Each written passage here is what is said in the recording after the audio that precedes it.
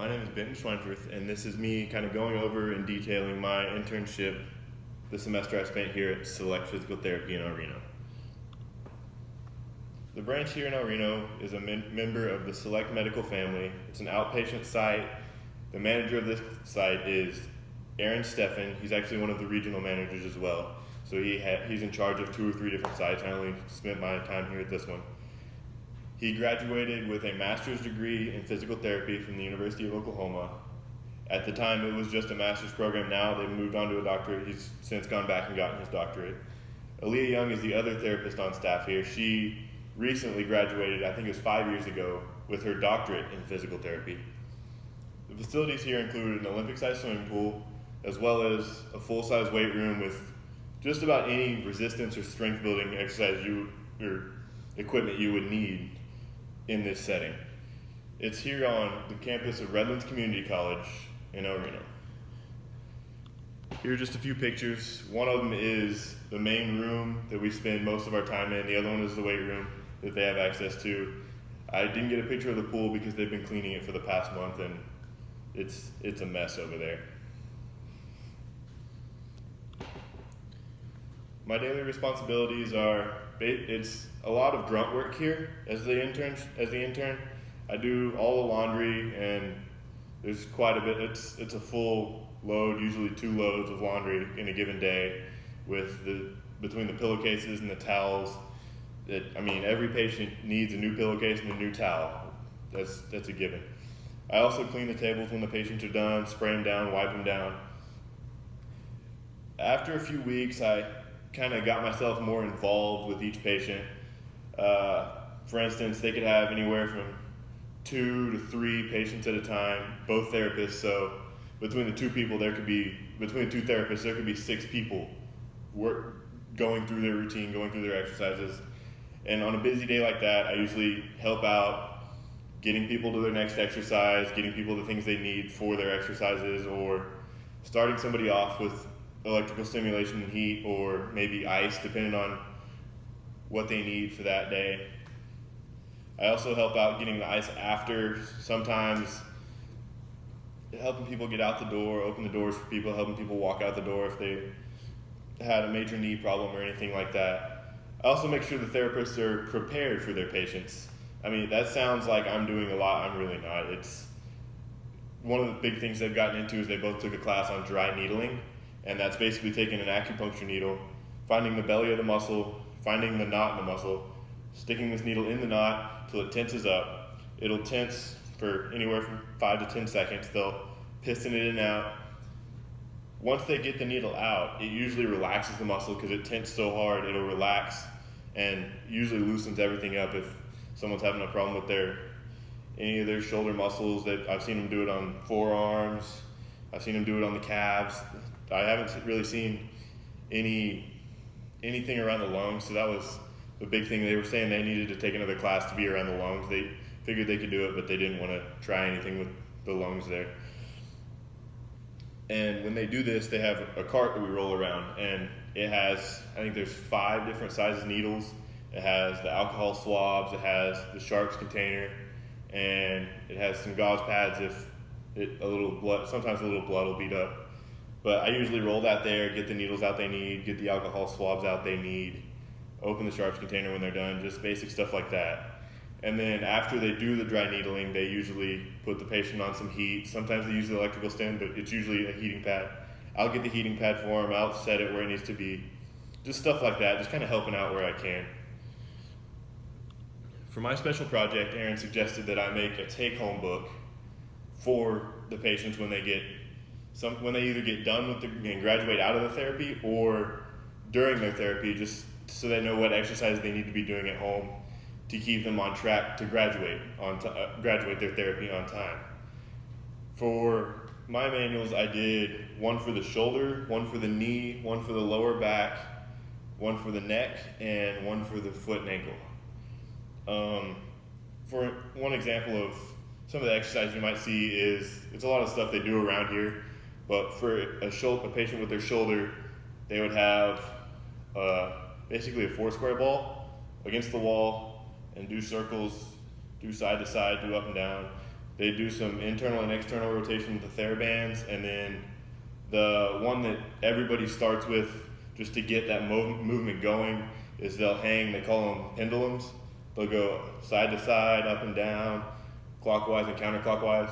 And in these manuals, I was anywhere from 4 to 8 pages just giving these patients what they needed to see and what they needed to do when they're at home to make sure they're staying on time and not spending any more of their money on therapy that they could have knocked it out. Some things I wish I would have known. I can't really think of anything off the top of my head, but I was pretty prepared coming in. I had a friend that did this the last semester at the same place, so I kind of knew what I was getting into going into it. The one thing that kind of caught me off guard were staff meetings. They are as boring as people tell you they are. It was at 6, the ones for Select Medical were at 6:30 in the morning. We're down here in El Reno. The area manager his clinic is in north side of Oklahoma City. So I'd get here at about 5:30, 5:45. We'd all load up in a car, all 3 of us, all load up in the car, drive 45 minutes an hour into the city, and 6:30 in the morning, listen to somebody talk about insurance, stuff like that. It gets very monotonous.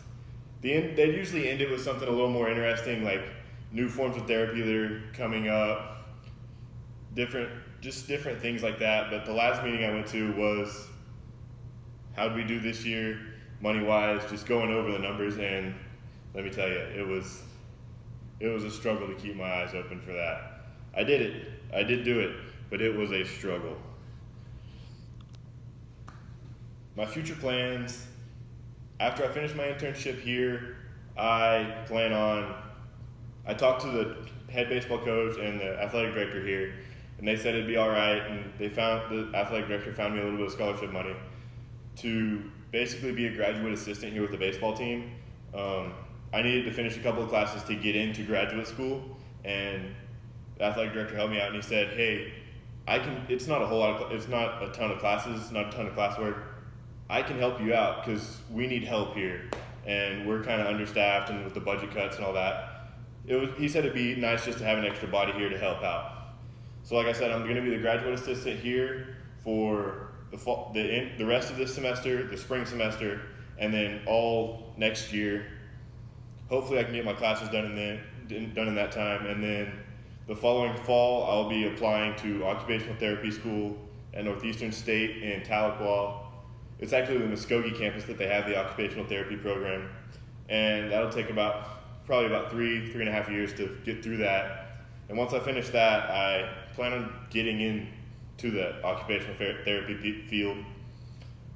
One big thing that I was told by Aaron and his wife, who is an occupational therapist, is specialize in something. If you want to do hands, specialize in hands. If you want to do pediatrics, specialize in pediatrics.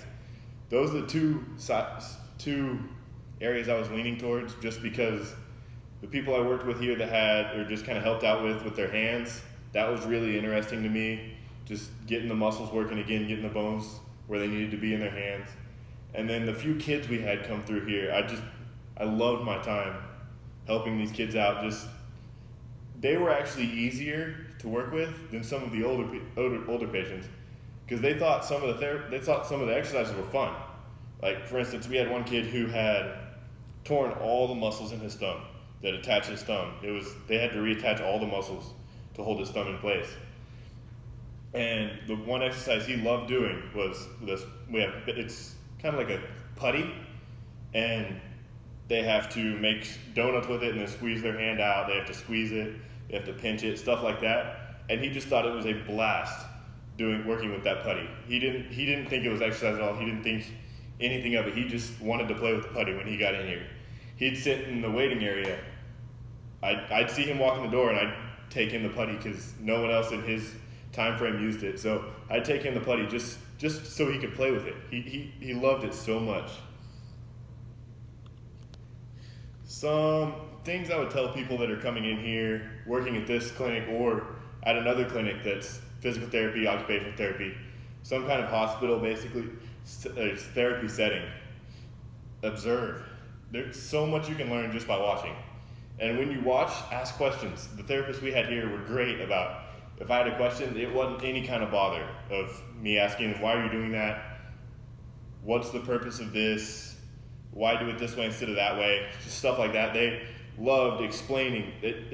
For Aaron, it was as much, I feel like he actually enjoyed explaining things to me, the more complicated things, why you would stick the dry needle in this knot, why we would do it here, why you would do it there, stuff like that.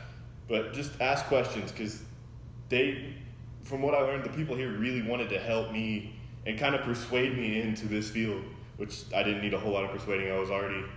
That was my plan going in. Another thing I would say is get involved. Some of the patients here have some great life stories. I mean, we had, I would say probably 75% of our patients here were elderly. And just some of the things they say, they'll make you laugh, and some of the things, they'll get into a story, and when they're on the heat, they'll spend 15 minutes telling you this story. Won't even get halfway through it, and you want them to finish the story. Like, you'll sit there in the waiting room after, letting them finish that story. For example, we had one gentleman who came in. He was having some problem with his lower back. He had actually done 2 tours as a sniper in Vietnam. He had every time he came in, he was a 3-time-a-week guy, and every time he came in, I wanted to know a different story.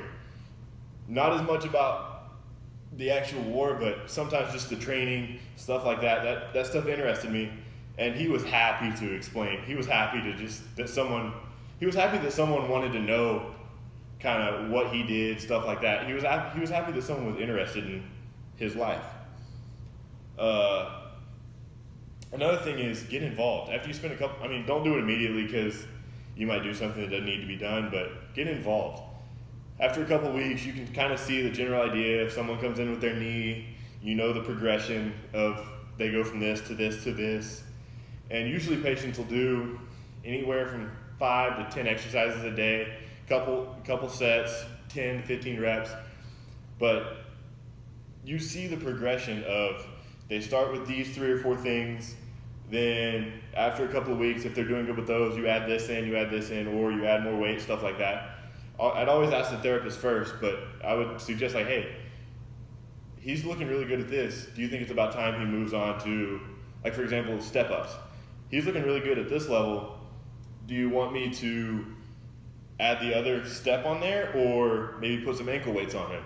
Because he's doing a really good job, and a lot of these therapists, they get stretched too thin with, like I said, if one therapist is looking after 3 people in that hour, he's jumping around the room trying to figure out who needs to move on to what. And if he has another set of eyes just kind of helping out, it's big time for them. I really enjoyed my time here at Select Physical Therapy in El Reno. The staff here was really nice. They're really cool about everything.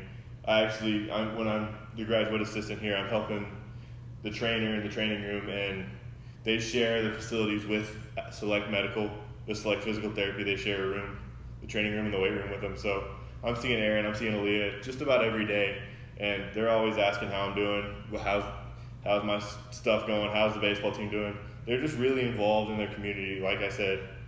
Aaron actually graduated from El Reno High School, and he wanted to come back home. His parents still live here. He built a house here. He really just loves this community and wanted to help out as much as he could. Aaliyah moved in with her husband. They have a house in Yukon, but she really likes this community too. I don't see either one of them moving on to anywhere else unless something major happens. So I would really recommend this site and this clinic to any new interns coming in to finish their semesters.